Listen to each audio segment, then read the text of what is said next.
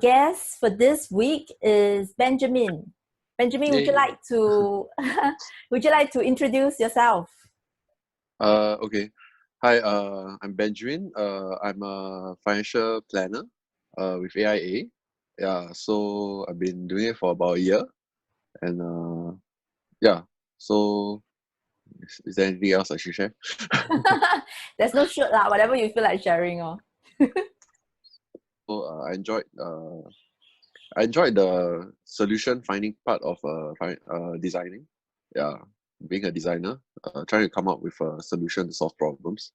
And I transited that skill and transfer it into financial planning, where I use more of a consultation-based method to speak to my clients, yeah, to help them make a more conscious choice about things that are important to them, right? Actually, looking at my own behavior, money is like a survivor. It means survivor to me. So maybe because I came from a family where my parents was very wealthy. Yeah, so I never really worried about money when I was young. Yeah, until my dad became bankrupt. Yeah, so after that happened, suddenly money became very scarce. Yeah, so when it's very scarce, you think a lot more about what you do with it. Yeah, the same amount that you could spend recklessly last time would be very you need to think thrice before you purchase something. Yeah, and when you must always plan out to have enough money. So I have my own budgeting system. Okay. Yeah. Share with us more. so I from when I was studying, I didn't really have that. So I really live very reactively. I have a rough gauge. So when I was studying, I have 500 a month. Yeah, so about 50 a week to spend. So as long as within 50 a week, I'm okay. And when I was studying, I hardly save any money. Yeah, I was always digging into my savings. Yeah, because school was quite expensive. But when I started working, I knew I couldn't live like that. So I have a what's it called? Expenditure system. So I took a while to slowly develop it, but in my expenditure system, there's like a 5% to give to others. Okay. The feeling of not enough, I think, is that if over the month I eat into my expenses limit, I go across my expense limit, yeah, which is about $800 a month. So once I pass the expense limit, I will start to feel very tight. So I'm curious because you mentioned that there is a budget and then there's a tracking system. So do you track your expenses? Yeah, I track my expenses. Yeah. Every single cent? How do you do that? I use a expense tracking app on my phone. Okay. So every time I buy something, I just type it in and then I'll type what I buy. Yeah. Okay. It's quite interesting after you see like how many taping you buy in a month. Are there any other money habits you have in your life that are working for you? Money habits in my life. Yeah. They have is a shopping habit considered? Shopping habit meaning what? Yeah. Like you're going to buy something, but you're not sure whether you really need it or want it. Is it a need or want? So you don't get it, and then think about it for 3 days, and you still feel that it's a very practical or it's something that you will use lah. Yeah. I would say in reality, you rationalize until you think it's right, right for you to buy. So is that what you do? Is that what you do? Whenever you want to buy something, you will wait for 3 days until wait for 3 days. You will. Yeah, but the 3 days is full of like justification, rationalization. Yeah, justification. I know it's justification, but then at the end of the day, it's like internally, you're. I think to myself, I owe it to myself to think through it clearly before I get it, especially if it's over like $100. Yeah, kind of a thing, and it's something that would definitely eat into my shopping expense because my shopping expense is only 150 a month. Okay. Yeah, so if I buy something that's like $100, I left 50 for the month. Yeah. And the shopping expense will include all kind of random things like sometimes my mom asked me to buy groceries online because it's heavy, but I won't charge her for it, right? I will just charge it to my own card. Family, then you buy 2 bags of rice with $60. Then I'm like, oh, okay. Yeah, so that's I think That's why I think like I shared a bit when my dad was bankrupt. So that changed my way of thinking about spending. Yeah. And I think actually the aha moments, I'm not too sure, but I think what really changed was when I started finding out on how to budget, how to do budgeting. Yeah. So I spoke to maybe 7 or 8 of my friends who are already working. Uh, Only one of them had a budgeting system. Yeah. Okay, that's So interesting. most of them live on this mantra, like I save 1K a month. Oh, Yeah. So they have this like I will save one if I can save 1K a month and spend everything for my first 5 years at work, I'm doing okay. Yeah. Which is not too bad lah. Yeah. Saving 1K a month is a decent amount. But their savings is mixed lah. It's mixed with how much they use for holiday, yeah, oh, okay, and all okay. this. Yeah. So I think the aha moment was when I was searching for it. Then I had a friend, one friend, he showed me an Excel sheet of all his expenditures. I was blown away by it. I was like, oh my gosh, what's this? Yeah, he's a highly detailed person. So Okay. he categorized everything. Then I was like, okay. So he gave me a template to start. I started doing research online, and learning how to separate saving.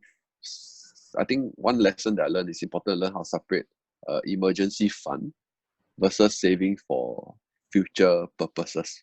Yeah, so that is something that I think is that I learned. Something that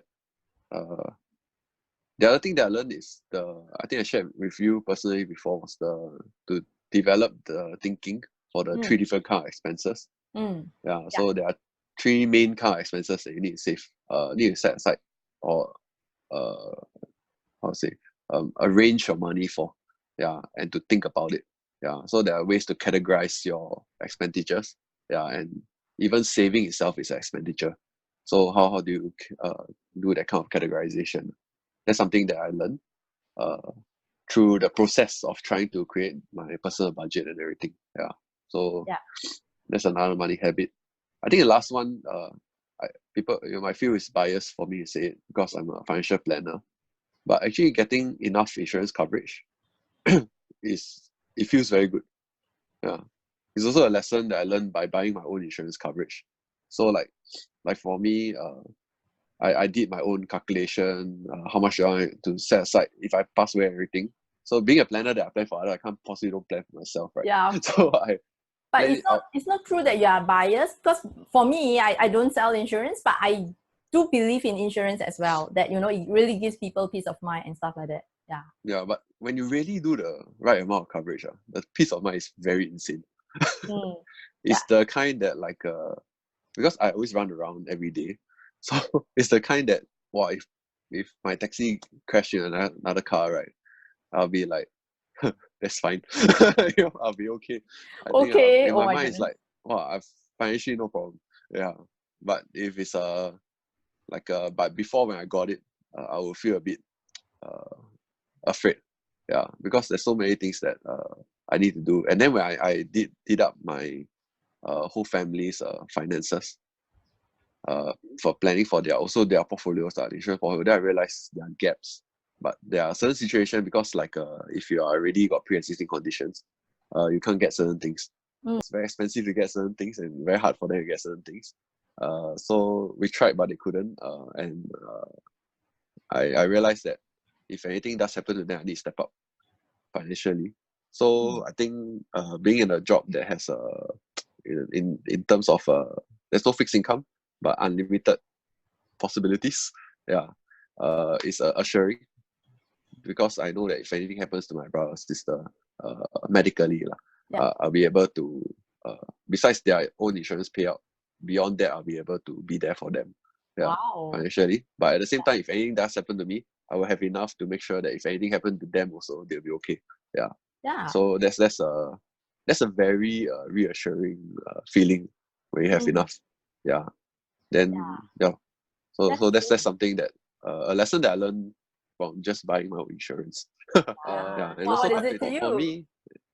me personally, it's actually very similar to most young people. They all say the same thing, but all of us agree. Retirement is not about going to the beach and relaxing and everything, but retirement is really about being able to choose if you want to work or not. Yeah. So you have the freedom to work, and if you feel like just going on a break to do whatever you want, or go for classes, or serve the community, or anything they want to do, you're free to just stop working. Yeah. And you don't need to worry about your expenses or will you have enough income coming in. Yeah. I think this before I thought a lot about money. I had a friend who's a stockbroker. Yeah.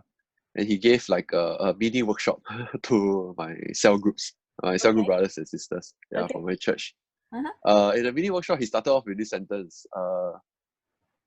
He said something that I said just now. Money is just a tool to bless others or to bless yourself. Full stop. Yeah, then I was like, my mind was blown. Oh my God, that's very true. I never saw money as that. Yeah, because I always felt like it was something. Before that, I knew it was survivor, but I wasn't so clear about it. I kind of felt it, but I didn't define it. And during that time, I always felt like I also always felt very bad when I couldn't bless others. Like even if you see like an uncle on the street, it's like I don't feel like giving. Not because I always think that it's a scam, but it's like but this is my survival money also. If I give you this, also hard for me to survive. Yeah, even though it's a small amount. Yeah, I could do something with it. Yeah, so it's but when that sentence came in, right, what hit me also, I always felt guilty about blessing myself. Oh, okay. Yeah, I always felt guilty for buying things for myself. Like I should save this money because I love to build Gundam models. Plastic model kits. So there's a hobby of mine. And it's not cheap. I think it's important to take time to reflect on the things that happen daily. Yeah, when it comes to money, I think it's also important to when you track. It's quite interesting when you track in small details of what you're spending on. It can give you quite good insights to your unknown habits lah. Yeah, like I said, like $30 on taping. That's like 20 plus cups. That's almost 1 cup a day when I'm working. That's true. So that's very unhealthy. That's too much taping. On top of the money spent is the health so factor as well. Yeah, what are you spending on? And then like, if you are dining out a lot, or if even you are just always like very generous and spending on friends, it's good to see and then ask yourself, why am I? How is this behavior reflecting about what I am thinking? Yeah. So I think it's good to always ask how and what questions to yourself. Yeah, instead of why, because why makes you rationalize a lot. Yeah, when I ask, what does this mean about me, or how is this making me happy, or how is this good for me or bad for me? These kind of questions make you think a little bit more emotionally to give you a better insights of what you're thinking. Yeah, so I think that's the last thing I would like to add. Yeah. Okay, thank you so much. Thank you so much for being here. Thank you so much for being with us. Yeah. Glad to be here. Thank you. Okay, thank you.